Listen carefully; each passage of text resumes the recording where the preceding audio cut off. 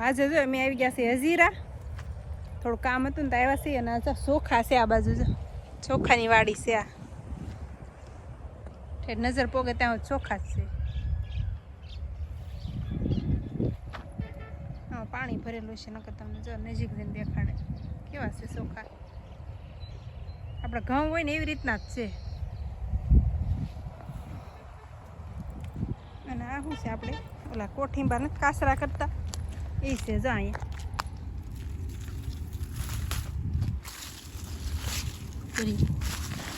પાકી હતી ને ગયા છે. જો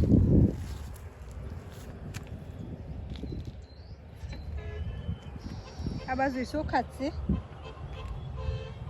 અને આ જો કાસરા કરવી ને કોઠીંબા છે. આ બાજુ આપણે દેહમાં હોય ને એવી રીતે જ છે. જો આ વાડીમાં, અને આ બધી વાડી જ છે. આ વાડી વિસ્તાર જ છે. આ બધું આ શું કહેવાતું છે હવે?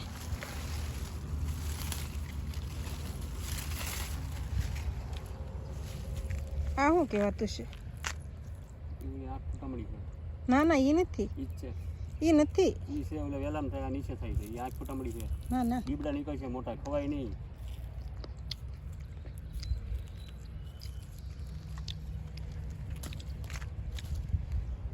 શીબડા છે. લઈ જવા ઓલા કરવા, કાસરા કરવા. લઈ લઈને કાસરા કરશું. કેટલાક છે?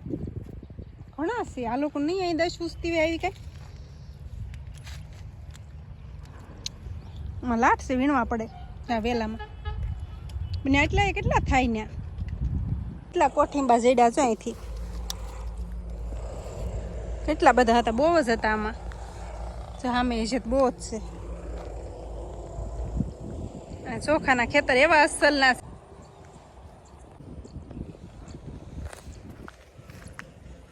સીણવા છે.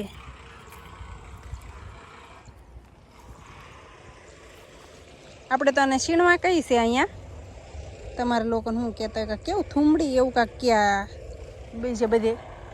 અમારે ત્યાં સીણવા ક્યાં ને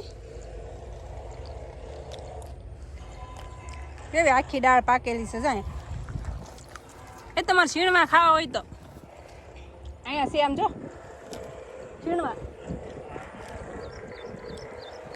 કેવા હારા પાકેલા છે અસરના. કોઠીંબા જો કોઠીંબા કેટલા બધા વીને લાગે ને દેહમાં હોય એવું. દેહની મોજ જેવું છે.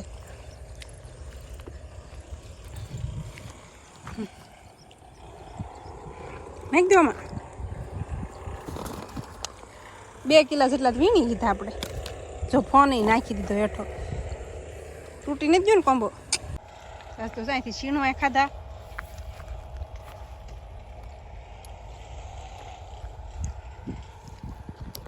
નકર આવું તો આપણે દેહ સિવાય ક્યાંય જોવા ન મળે. પણ અહીંયા સેવડે એક જ જગ્યાએ છે, ક્યાંય નથી એટલામાં. કા જાવા હોય વ્હાઈટ વ્હાઈટ.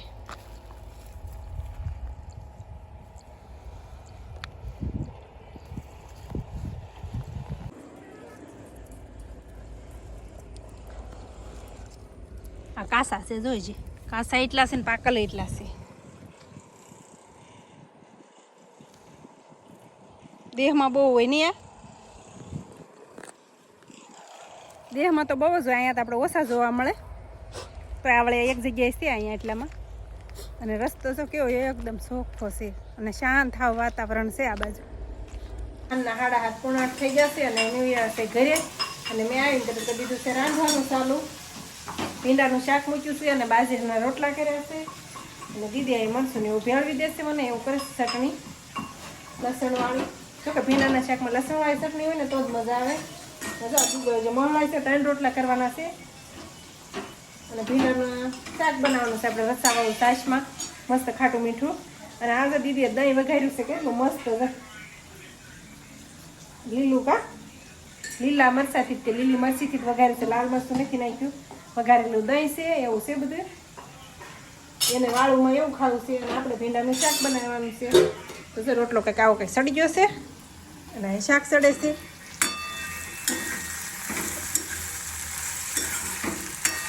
ભીંડા તો આ સડી જશે. હળદર ને નાખી દઈ. ધાણા જીરું હળદર મીઠું તો નાખ્યું હતું ત્યાં આપણે પહેલા. લાલ મરચું નાખી દઈ. એટલું નાખી દઈ. કા તીખું છે જોઈએ. છાશ નાખવાની હોય પાછી એટલે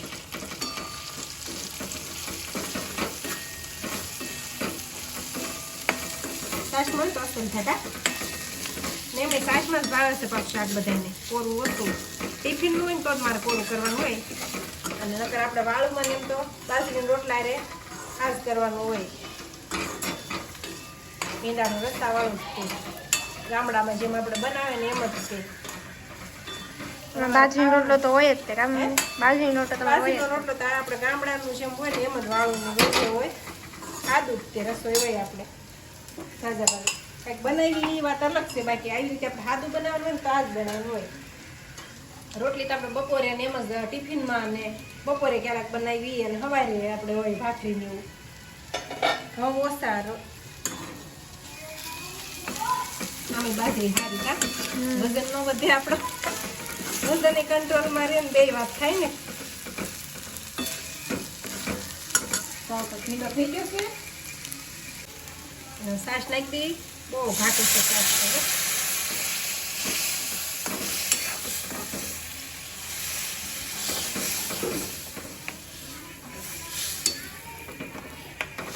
ઘઉં બની ગયું શાક રસાવાળું પછી આપણે આમ સડવા દેવાનું સરખાય થોડી સાસ નાખી દેવી પછી સડવા દઈ હટે અને એક રોટલો છે બનાવી નાખી 2 રોટલા બનાવ્યા છે 3 બનાવવાના છે એટલે હજી એક બનાવી નાખું તો વાળુનું બધું તૈયાર થઈ ગયું છે ભીંડાનું શાક એ સડી ગયું છે સાસમાં ભીંડાનું શાક છે રસાવાળું કહ્યું કે બાજરીનો રોટલો એટલે બધાને ચોળીને ખાવું હોય એટલે અને આ છે ઉદયભાઈ જો આવી ગયા વાળ બાળ કપાવીને વાળ ન કપાવ્યા વાળે કપાઈ જવું દે એ વેલા હોતા છે શીબડા આના કાસરા બનશે મસ્ત આ વાળું કાઢેલું જ છે બધું જો ભીંડાનું શાક ને ઉતાર ભીંડાનું શાક ખાવું છે દીદીને તો દહીં ને એવું ખાવાનું છે તો વાળુંનું બધું તૈયાર થઈ ગયું છે અને હવે આપણે વાળું કરવા બેસી જવાનું છે તો હાલો બધા વાળું કરવા જો વાળું પાણી કરીને થઈ જશે નવરા ને વાસણ ઉટકવાનું છે અને વિડીયો પણ અત્યારે એડિટ કરવાનો છે કાલે 6 વાગે મુકાઈ જાય ને કેમ કે દીદીને પછી કાલે વાસવાનું હોય એટલે અને કાલને પરમ દિવસે તમારી કોમેન્ટ એટલી આવેલી છે ને બહુ જ આવી છે કા દીદી ઢોસાના વિડીયોમાં 2 ઢોસાના વિડીયોમાં જ આમ તો કોમેન્ટ એટલી આવી છે ને તમારું ગામ કયું ને એવું બધું બધા પૂછતા હતા તો અમારું ગામ પરવડી છે મારું ગામ જાળિયા છે હસ્તગીરી જાળિયા જોયું જશે બધાએ જૈન તીરથ છે એટલે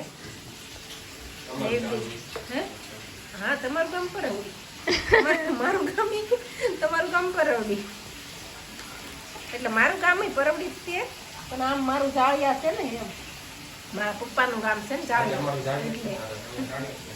તો તમારું જાળિયા ન થાય તમારું પરવડી જ થાય એવું બધું પૂછતા હતા બધાએ તો થેન્ક યુ બધાને કમેન્ટ કરવા બદલ બધા બહુ કમેન્ટ આવી હતી બધાની એક બેન કહેતા હું ગારિયાધારથી છું અને મારા એના મમ્મીના મામાનું ઘર છે પરવડી એવું કહેતા હતા તો જો અમે તો અહીં સુરત રહીએ એટલે ઓળખતા ન હોય એ રહેતા છે ને અને અમે તો ઘણા વર્ષા સુરત જ રહી છે એટલે કાંઈ ખબર ન હોય એક બેન ગારિયાધારથી કહેતા હતા અમે ગારિયાધારથી છે એમ કંઈ કેવું નામ તો મને નથી યાદ